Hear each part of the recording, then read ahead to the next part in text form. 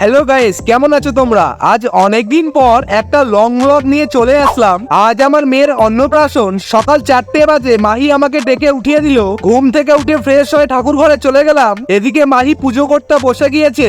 আজকে অনেক কাজ, তাই সকাল সকাল মাহি পুজো দিয়ে দিল। পুজো দিতে দিতে প্রায় সকাল হয়ে গেল। মাহি এদিকে মেয়ের জন্য সব খাবার রেডি করতে ব্যস্ত হয়ে পড়লো। কালকে পনির এনে ফ্রিজে রেখে দিয়েছিলাম, তার সাথে ডাল আর তেলও কিনে রেখেছিলাম। সেগুলো বের করে মাহিকে দিয়ে দিলাম। মাহি দুটো কড়াইতে রান্না বসিয়ে দিল। আসলে এত তাড়াতাড়ি রান্না করছি কারণ মেয়েকে নিয়ে মন্দিরে পুজো দিতে যাব। আমাকে তো মাহি কোনো কাজই করতে দিচ্ছিল না, তাও জোর করে মিক্সিতে মশলাগুলো পেস্ট করে দিলাম। দেন লাস্টে আমি বসে বোর হচ্ছিলাম, তাই টমেটোর চাটনিটা আমিই করে নিলাম। আর মাহি পাপড় ভেজে রান্না শেষ করলো। রান্না করতে করতে মাহি হাঁপসে গিয়েছিল, তাই মাহিকে এক গ্লাস জল দিলাম। রান্না শেষ হতে হতে প্রায় 9:30 বেজে গিয়েছিল। মেয়ে এদিকে ঘুমিয়েছিল, তাই ভাবলাম মেয়েকে উঠাই। এদিকে মা তার নাতনির জন্য জামা আর এই কাঁসার সেটটা নিয়ে আসছিল। সেগুলো দেখতে দেখতে প্রায় 10টা 10 বেজে গিয়েছিল।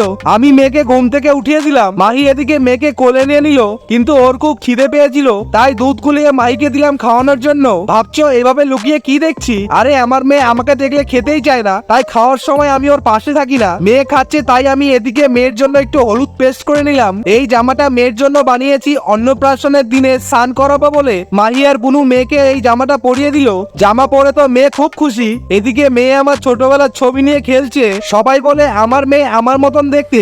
সত্যি কি আমার মেয়ে আমার মতন দেখতে? কমেন্টসে জানিও। আর যারা সাবস্ক্রাইব করেনি তারা নিচে সাবস্ক্রাইব বাটনটা ক্লিক করে দিও। দেখো জামা পরে আমার ঠাকুমার কোলে বসে কি খুশি। দেন আমরা কিছু ফটোশুট করে নিলাম। মেয়ের তো আমার মায়ের কোলে বসে হাসি থামছে না। তারপর আমরা তিনজনও কিছু ফটোশুট করে নিলাম। একটু পর চান করানোর জন্য জলে দুধ মিশিয়ে গোলাপের পাপড়ি দিয়ে দিলাম। এদিকে মেয়ে মনে মনে ভাবছে এগুলো ওর সাথে কি হচ্ছে। আমার মা এদিকে আমার মেয়েকে জলে বসিয়ে দিল।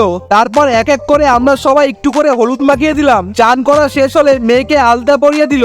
এদিকে বুনুর মন খারাপ, কারণ আজকের দিনে ওর স্কুলের পরীক্ষা পড়েছে। এদিকে মাহিও আলতা পরে রেডি হয়ে গেল, আর আমি তো রেডি হবই। আমরা সবাই রেডি হয়ে সবার লাস্টে মেয়েকে রেডি করলাম। রেডি করে বাইরে টোটোর জন্য ওয়েট করছিলাম। টোটো আসলে টোটোতে ব্যাগ উঠিয়ে দিলাম। তারপর বুনুকে টাটা দিয়ে সবাই মিলে টোটো করে বেরিয়ে পড়লাম মন্দিরে যাওয়ার জন্য। মাঝপথে একটু দাঁড়িয়ে এই দোকান থেকে মিষ্টিও নিয়ে নিলাম। মিষ্টি মাহিকে দিয়ে মেয়ের সাথে গল্প করতে করতে চলে এলাম মন্দিরে। এই মন্দিরে আসার কারণ হলো এই মন্দিরেই আমাদের বিয়ে হয়েছিল, তাই আমাদের মেয়ের মুখে প্রথম প্রসাদ এখানেই দিব। মন্দিরে ঢুকেই আমরা পুজো দিতে বসে পড়লাম। প্রথমে এই মালাটা ঠাকুর মশাইকে পরিয়ে দিতে বললাম। দেখো মালা পরে মাকে কত সুন্দর লাগছে। দেন ভালো করে পুজো দিয়ে অঞ্জলি দিয়ে দিলাম। মায়ের পুজো শেষ করে মহাদেবের কাছে চলে এলাম। আমি আর মাহি মিলে বাবাকে মন ভরে পুজো করে মাথায় জল ও দুধ দিয়ে ভালো করে স্নান করিয়ে দিলাম। কিছুক্ষণ পর ব্রাহ্মণ মশাই মেয়ের মুখে একটু প্রসাদ দিয়ে দিল।